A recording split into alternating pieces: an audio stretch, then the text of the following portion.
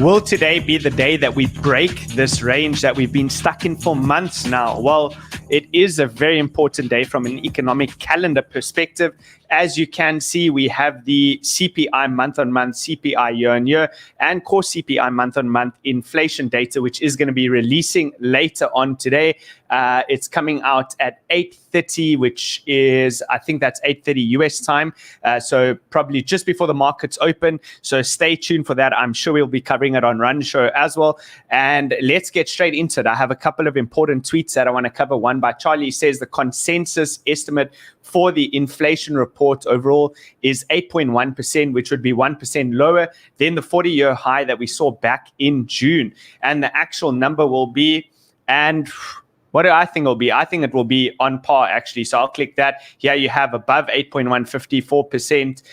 Below is 30.8%. But the question is, if it does come in above, I mean, that's going to obviously be bad. That's going to send the markets crashing. And if it comes in below, then the markets will probably rally. But from a technical analysis perspective, that rally will be met with a lot of resistance and likely get faded at a later time. So I do have a couple of trades, which I'm going to give you guys today. I've noticed that the risk to reward on a bunch of altcoins is actually pretty good. Believe it or not, on the long side. Now, I'm by no means suggesting that market is going to reverse or anything. This is just a game of probabilities. And the closer you get to invalidation, the better the risk to reward. And then the easier the entry. But we'll cover that towards the end of the stream. And going into what actually goes into the US CPI inflation data is basically a whole list over here: shelter, food, transportation, energy, education, medical care. But when you look at this tweet over here, it says the US CPI excluding food and energy rose 6.5% in September.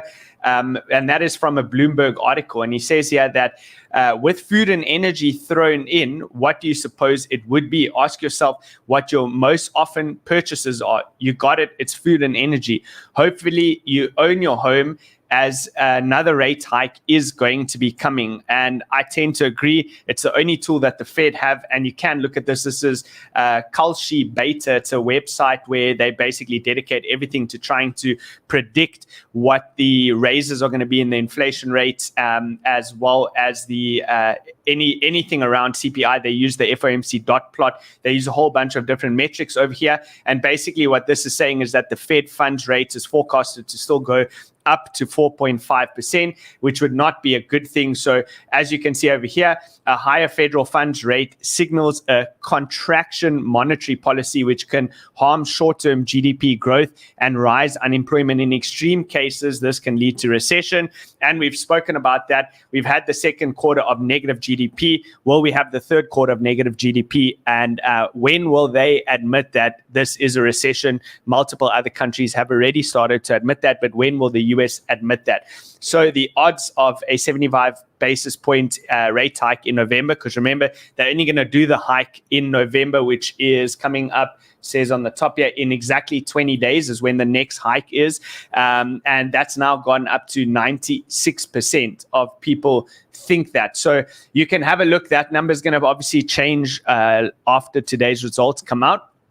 Looking at leverage, it's an interesting environment that we're in, because we did cover on the previous stream that I did, I think it was on Tuesday, where I said that you have very high funding rates, very high leverage ratio, global open interest is high, and therefore this creates an environment where a massive squeeze can take place. And the question is, who is going to be squeezed? Is it going to be the longs or the shorts? Which way is that being stacked?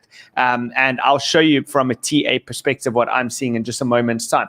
Whale map shows here, though, that even though the market participants have been transacting BTC at a loss for now 167 days already, the last macro bottom at $3,000 was formed after almost twice as many days of loss taking have passed. So if you click on that, you can see the bear market of 2018-19 was 305 days. This one, we're only 167 days, whereby they're taking a loss. And therefore, that means you have to prepare for anything. It could be much longer than we anticipate. And if you look at this tweet, it's in agreement from Benjamin Cowan. He says bear markets for Bitcoin, we are currently the green line. Blue is the 2011, 2012. Red is the 2014, and orange is the 2018. So, and he's basically saying that we are over here, the green one. So we've still got a bit of a way to go, and I don't think that capitulation has taken place yet. So stay tuned. Try and stay in this game as long as you can, because that is where the generational wealth changes can come in if you do have enough equity to buy those ultimate bottoms. But that being said, it's not all doom and gloom. There is some other data that we can look at which might be taken as somewhat of a positive. So Urian says here, look who's bullish. Corporate insiders are buying their company stock again in size during this latest sell-off.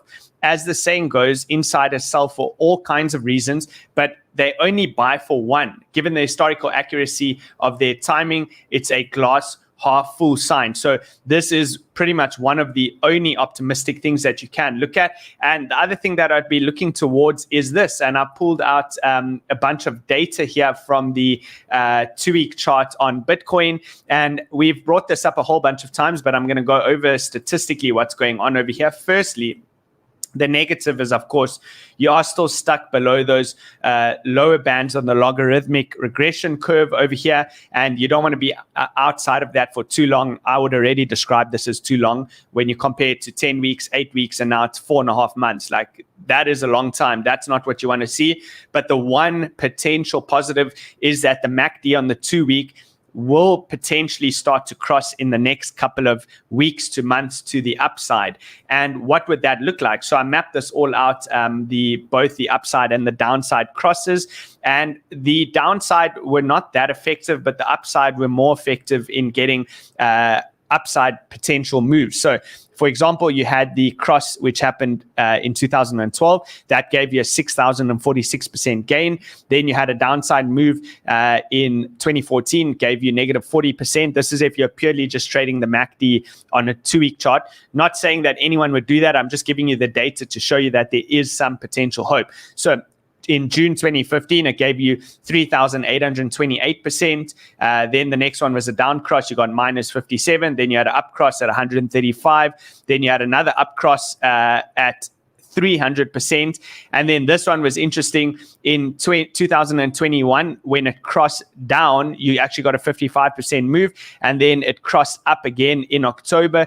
And you got a negative 10% move off that one. So what am I saying? All that I'm basically saying is if you use this in conjunction with other sorts of indicators and tools that you use to trade, and this does cross up, there is a potential that it could regain this lower band, and that would at least be good for the longer term, because we don't want to spend too much time underneath this band over here. So that's the one thing. The other thing from a weekly chart, though, is that you are still stuck below all of those different MAs and EMAs, and that MACD cross to the upside may give the potential of rallying back into these resistance zones and hopefully reclaiming them. But for the time being, that 2-week chart is way out, guys. That's months out when you look at something like that. The weekly chart, I'm talking now in obviously a little bit of a shorter term horizon, looking at probably the next quarter, I would say.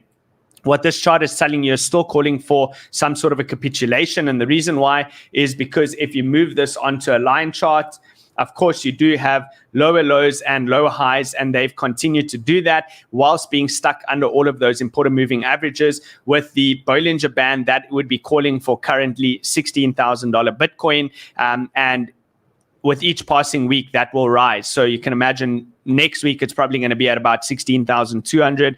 And so that will continue on to the upside until we do get some sort of capitulation, hoping that you bounce out of that area. Now, touching on the short trade that I gave, remember we entered up here. I told you on the last stream that I did to move the stop loss down just above the previous or this week's high over here, so that you at least bank some profits if it does reverse. I would continue to hold that short and see what happens with the end of this weekly close. Today's data is definitely going to cause some sort of reaction within the markets, some sort of volatility. Looking at the DEXI for some guidance, you can see still also nothing completely certain yet. The longer term pictures, of course, you have higher highs and higher lows. I did also put the RSI on, and I covered this in yesterday's Daily Candle newsletter. If you're not subscribed, by the way, the link is in the description below. It's completely free to join. Sign up to that. Sheldon and myself give expanded thoughts in written form for you guys to look at. So I mentioned that a lot of people have the misconception that in the newsletter, this is what I said.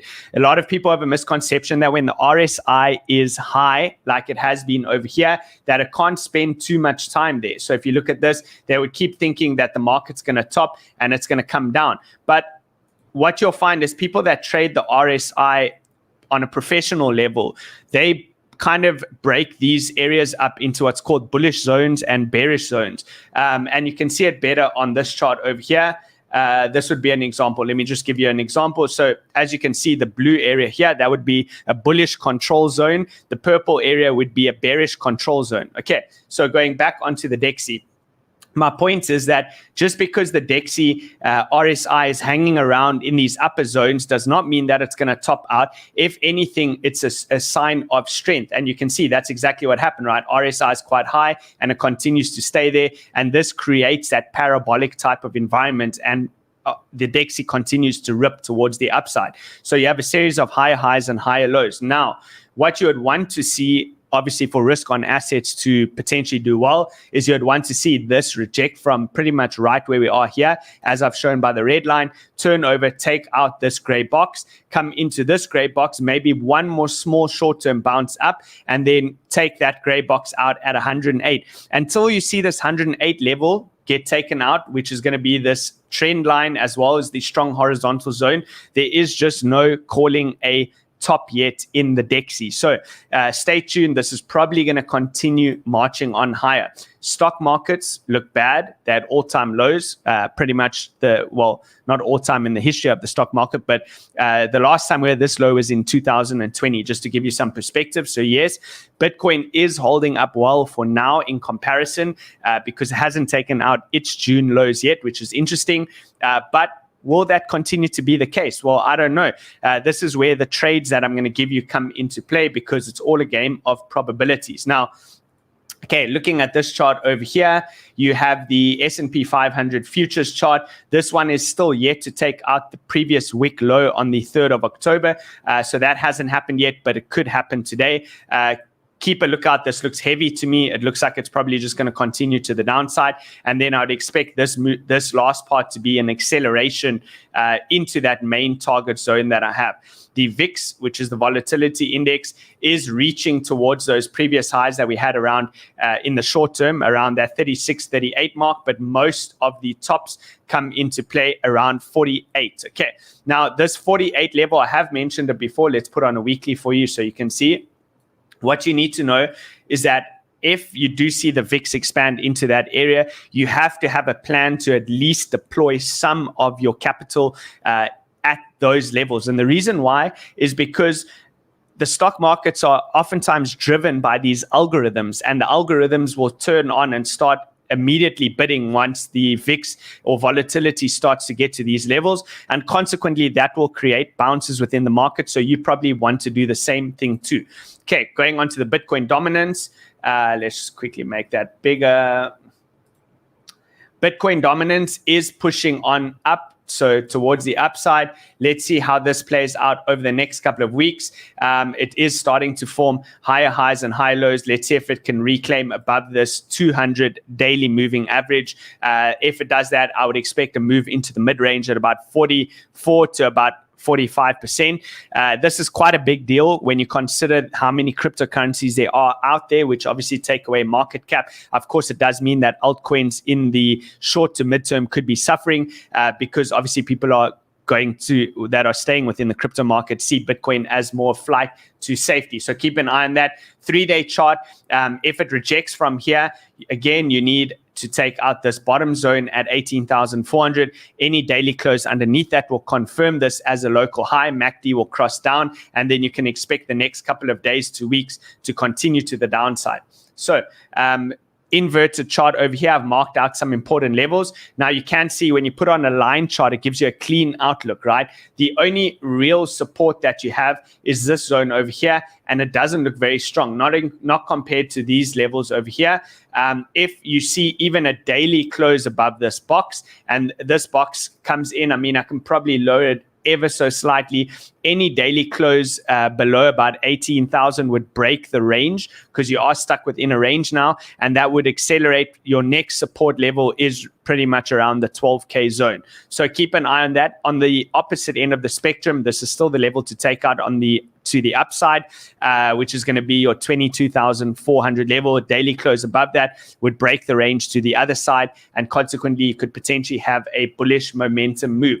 With that being said, also, if you do enjoy these videos, please do me a favor, give this video a like, hit the bell notification, and also subscribe. It will only take a second out of your day, and it really helps me out. I also wanted to remind you about the trading competition that we have coming up. So there is in the description below explanation of how to join, and if you do click the links over here, so just click the ByBit registration link, it will take you through. You can win up to $100,000. And for the guys that follow me, I would encourage you, I'm not necessarily saying that you need to try and win this competition. I would say more try to trade in this. If you can master trading in these types of markets without losing money, it's already a win. You'll do very, very well in a bull market. He has the BitGet one. So the BitGet one is catering for the US clients because they weren't able to join ByBit unless they're using a VPN. So have a look over there. The registration closes in 3 days and 8 hours.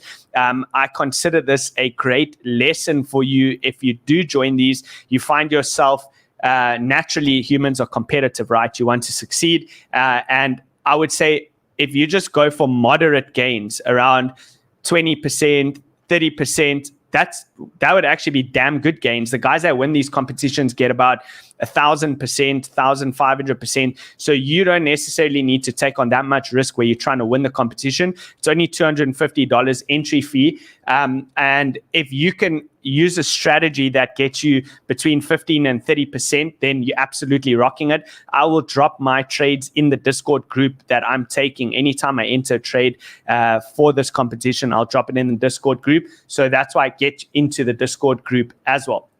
All right, now moving on.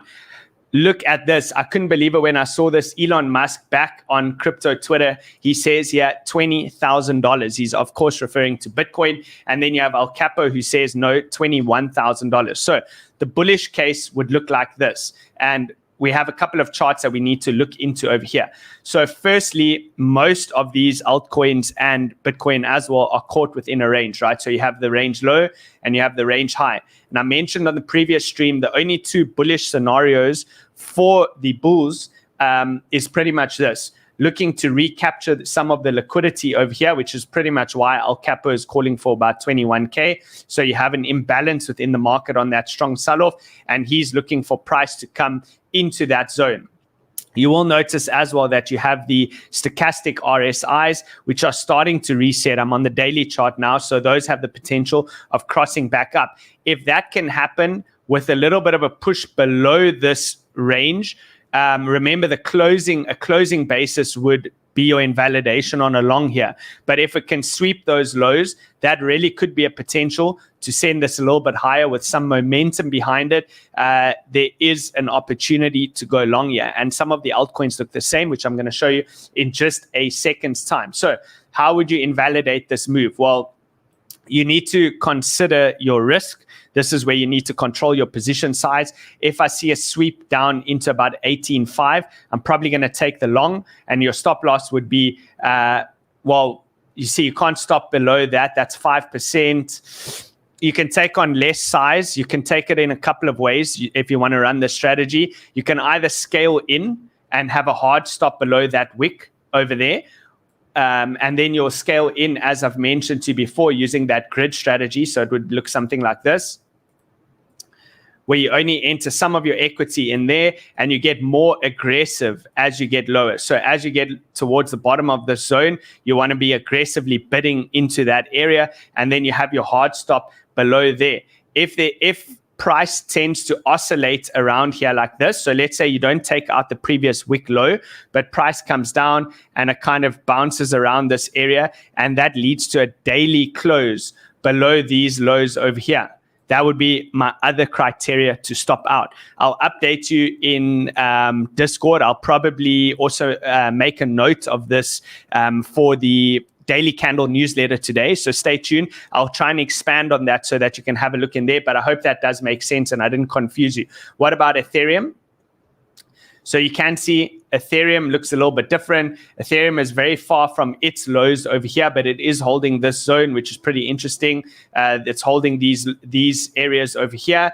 MATIC was one that I mentioned, daily candle newsletter yesterday, and this one also has a potential for a long, because you have a very clear range that's happened over here. Your stop would be down at 68 cents. And again, I'll drop these in the Discord so that you don't need to try and take notes over here in my trades group on Discord, Kyle's Thoughts and Kyle's Trades. I'll drop it in one of those groups. But you'd be looking for something like this, exactly as this green line suggests, a push down into this zone, hard stop underneath here. You want to see this happen as a deviation where it comes out below the bottom of the range and then straight back to the top. TP at mid-range, TP at range high.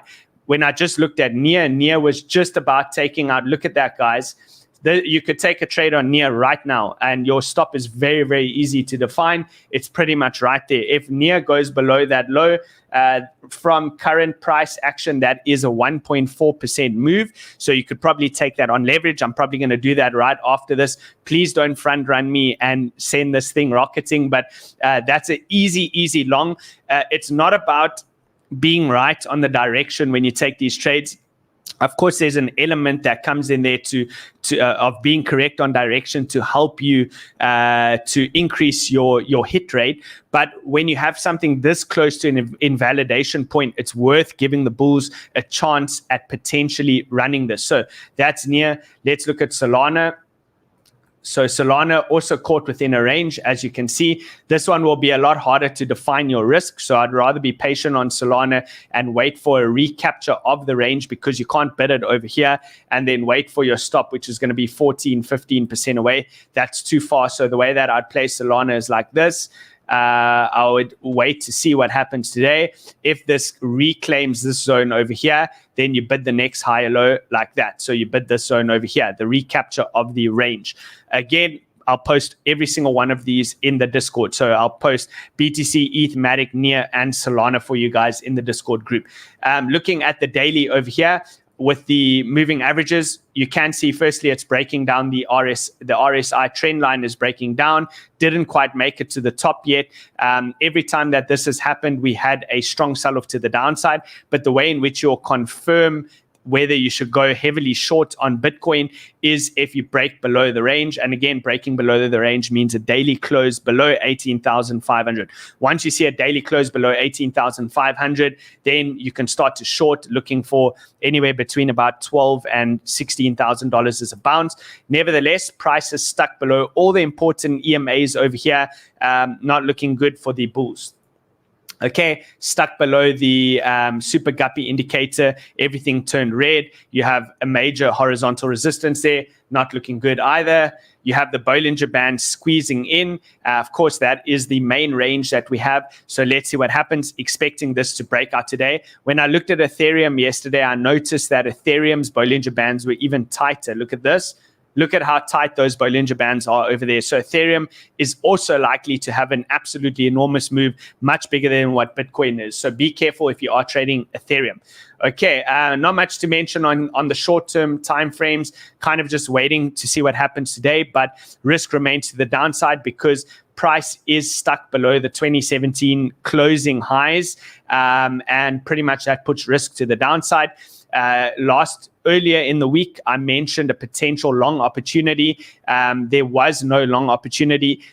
I said you needed to break this 2017 high zone. You needed to break back into the diagonal trend over there. And look at that. I told you, wait for a closing basis. There was no closing basis. Let me zoom in.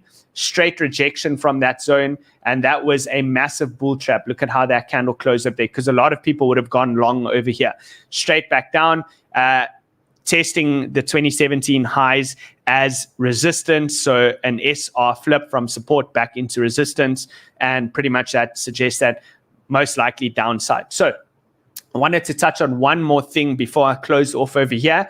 I've been playing around a lot with OKX, and they have some absolutely incredible features, which I had to share with you. If you go to the trading section over there and you go from manual trading and you click on the trading bot, then you can zoom down, have a look over here. They have a bunch of different options. Where was it that I changed? Oh, here we go. Okay, so you'll probably see something like this, where it's got spot grid, recurring buy, moon, smart portfolio. Now, smart portfolio and the recurring buys are very, very interesting. As you would know, Rand preaches portfolio management from the sense that you don't want, for example, Luna was 1% of his account at one point, and then it exploded. It became 99% of his account, and then it went to zero. So he basically lost most of his crypto portfolio. It's insane. So if you're unable to manage your portfolio, you can actually use the smart portfolio over here and have a look at this. I'll just keep adding cryptos. Do you see that it shows 25%, 25, 25, 25? If I add another one, that number will become 20. You can add up to 10 coins into your portfolio, and it will automatically control the proportions based on the time that you want to set. So if you decide that you want this to change every 4 hours to balance the portfolio, you can. If you wanted to do it daily or weekly, you can do that as well. What that means essentially is, okay, let me show you on two to make it simple. So you have Bitcoin and you have Ethereum. Let's say we're in a bull run, and you put 50% of your capital into Bitcoin, 50% into Ethereum, and price starts to rally and Ethereum starts to run harder than what Bitcoin does. And now Ethereum becomes 60% of your portfolio after 1 week, and now Bitcoin is 40%. Now it will sell 10% of that Ethereum back into Bitcoin, and it will swap it automatically for you so that they both balance out at 50% 1 week later. And you can determine that time frame, whether you want it 1 week, 1 month. I think this is an absolutely killer feature, and I'm definitely going to be using it. I'm going to probably set up a portfolio soon. I'll share it with you guys. That's the one thing. The other thing to look at, which I find phenomenal, is the recurring buy feature, which is actually pretty much a dollar cost average system. Same thing, you can add as many coins as you want here. I think it goes up to 10, and you can set the parameters. You want to enter daily, weekly, monthly, which day, the second day of the week, fifth day. And I think it's a great feature. So have a look at that. If you guys are part of OKX, use that feature. If you're not, there is a link in the description below. You don't have to use my link, but if you do, you get a sign-up bonus, and it helps me. And the first 100 new users who trade $1,000 in spot or more, or if you trade more than $10,000 in derivatives, you'll get $50 of Tether, no questions asked, deposited into your account. So have a look at that. Use the link in the description below. I think that brings us to the end. Good to be back. Took yesterday off. Thank you all for watching. I appreciate each and every single one of you. Let's see what today brings. Cheers for now.